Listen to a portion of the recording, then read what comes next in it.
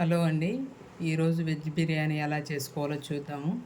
దీనికోసం ఆనియన్ ముక్కలు, పచ్చిమిర్చి ముక్కలు, ఆలు, కొత్తిమీర, టమోటా ముక్కలు, పుదీనా తయారు చేసే విధానం చూద్దాం. ఇక్కడ రైస్ అనేది నానబెట్టుకున్నాను. ఈ గ్లాస్తో 4 గ్లాసులు, 8 గ్లాసులు నీళ్ళు పోసేసుకున్నాను. కొంచెం ఉప్పు కూడా వేసుకున్నాం. ఇప్పుడు మరొక బాండీ పెట్టేసుకుందాం. స్టవ్ వెలిగించుకుందాం. స్టవ్ మీద పాన్ పెట్టాను కదా, ఆయిల్ వేసుకుందాం. మీరు నెయ్యి అయినా వేసుకోవచ్చు.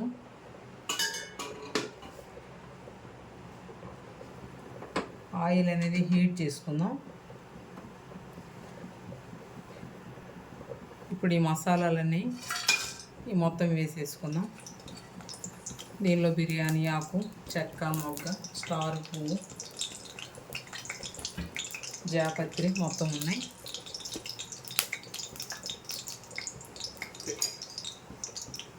లైట్గా ఫ్రై చేసేసుకుందాం. కొన్ని జీడిపప్పు ముక్కలు,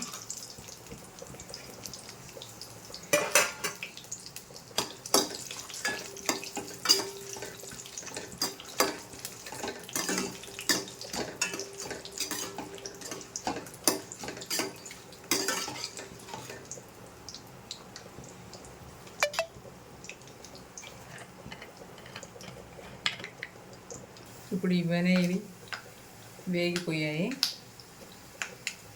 ఇప్పుడు ఆనియన్ ముక్కలు,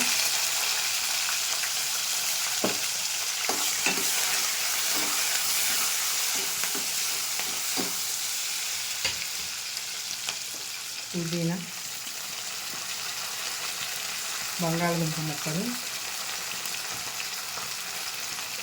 పచ్చిమిర్చి, టమోటా ముక్కలు కూడా వేసేద్దాం.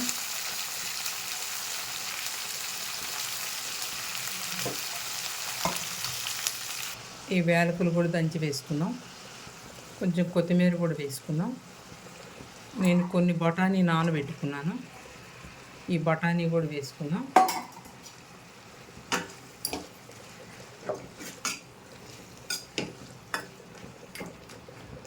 ఈ మొత్తం మగ్గించుకుందాం.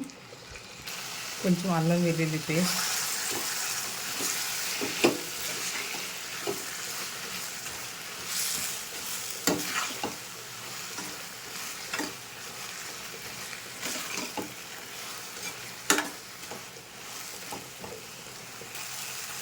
ఈ అల్లం వెల్లుల్లి పేస్ట్ అనేది పచ్చి వాసన పోయేదాకా తిప్పేస్తున్నాను.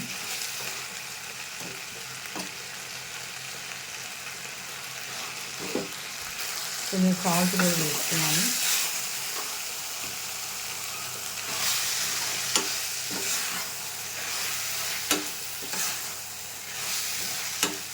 ఇప్పుడు ఈ ముక్కలు మొత్తం ముందుగా మనం నానబెట్టుకున్నాం కదా, ఆ రైస్లో వేసేసుకున్నాం.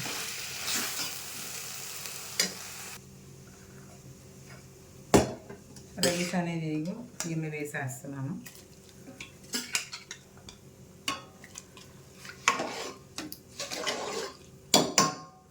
ఇప్పుడు స్టవ్ అనేది హైలో పెట్టేస్తున్నాం.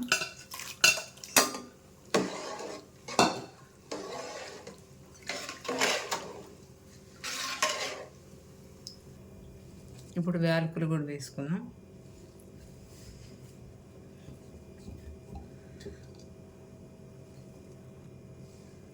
ఇప్పుడు మసాలా వేసుకుందాం. దీంట్లో ధనియాల, జీలకర్ర, చెక్క మొగ్గ పేస్ట్ మొత్తం ఉంది. జీడిపప్పు పేస్ట్ కూడా ఉందండి. మొత్తం కలిపి చేసి పెట్టాం. ఈ మసాలా కూడా వేసుకుందాం. కొంచెం గరం మసాలా, వాటర్ అనేది చెక్ చేసుకుందాం. కొంచెం ఉప్పుగా ఉండాలి. నాకు ఇక్కడ ఉప్పు అయితే సరిపోయింది. ఇప్పుడు ఇది మూత పెట్టేసుకుందాం.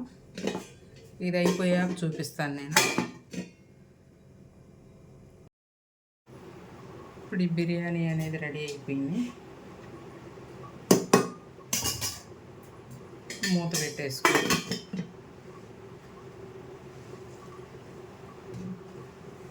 ఇప్పుడు ఈ కొత్తిమీర కూడా వేసుకుందాం.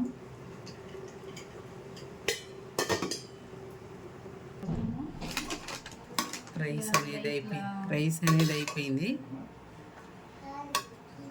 చూసారా.